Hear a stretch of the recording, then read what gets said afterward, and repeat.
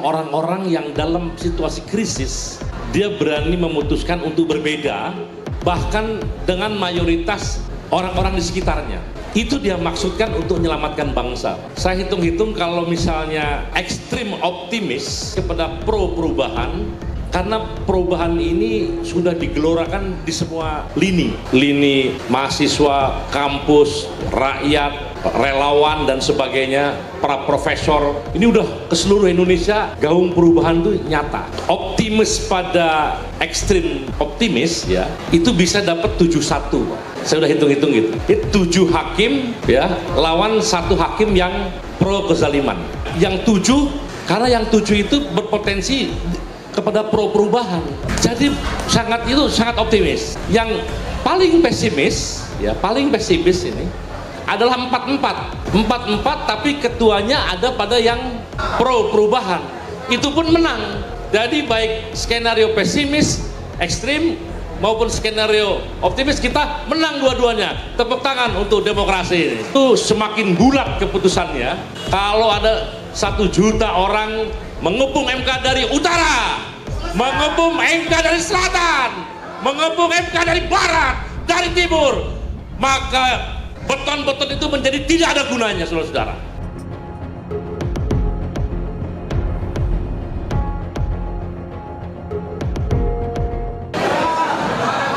Merdeka!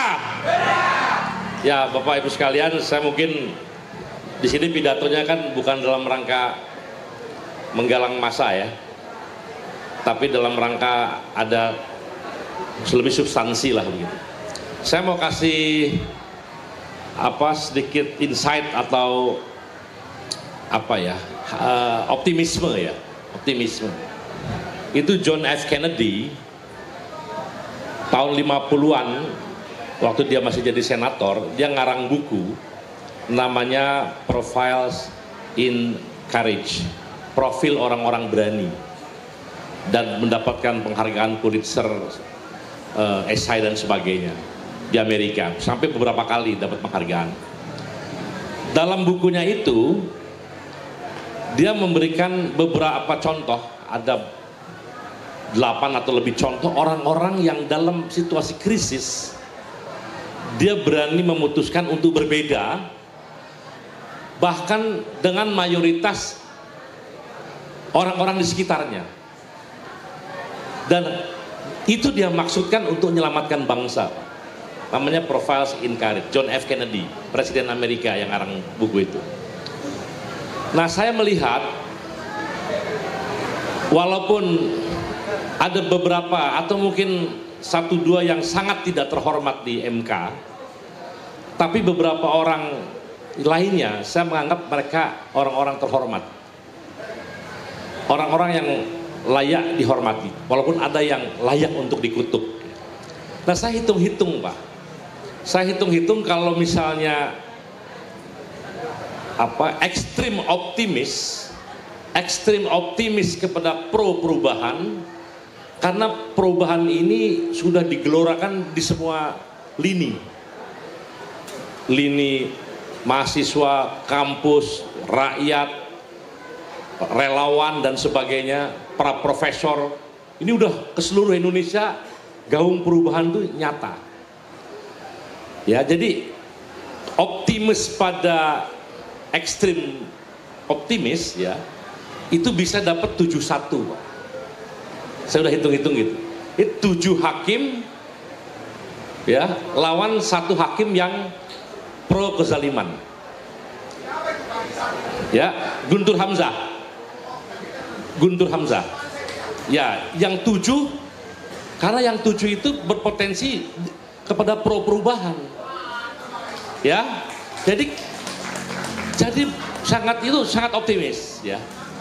Nah, yang paling pesimis ya, paling pesimis ini adalah 4-4 tapi ketuanya ada pada yang pro perubahan. Itu pun menang. Jadi baik skenario pesimis ekstrim maupun skenario optimis, kita menang dua-duanya. Tepuk tangan untuk demokrasi ini. Tapi udah benar.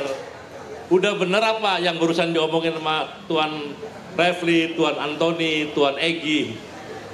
Itu semakin bulat keputusannya kalau ada 1 juta orang mengepung MK dari utara, mengepung MK dari selatan, mengepung MK dari barat, dari timur, maka beton-beton itu menjadi tidak ada gunanya, saudara-saudara. Kalau saudara bicara 500 orang, bicara 5.000 orang, beton itu ada gunanya. Tapi kalau saudara-saudara datang 150.000 dari Harmoni, 150.000 dari Banten, dari Barat, 200.000 dari Timur, dari Selatan, tidak ada gunanya saudara-saudara itu semua. Karena yang kita kepung adalah Istana dan MK dan Merdeka Barat, semuanya kita kepung saudara-saudara. Maka keputusan yang tadi semakin sempurna. Nah, untuk mencapai itu banyak cara. Tadi salah satunya apakah Pak Ganjar dan Pak Anies pimpin langsung. Ya. Kalau itu bisa, itu keren. Nah, kalau nggak bisa, nanti kita musyawarah, kita cari pemimpinnya. Mudah-mudahan ada yang hadir di sini bisa ikut memimpin dan saya ikut di belakang. Nanti kira-kira seperti itu. Terima kasih, kita diskusi. Selamat berjuang. Assalamualaikum warahmatullahi wabarakatuh. Merdeka!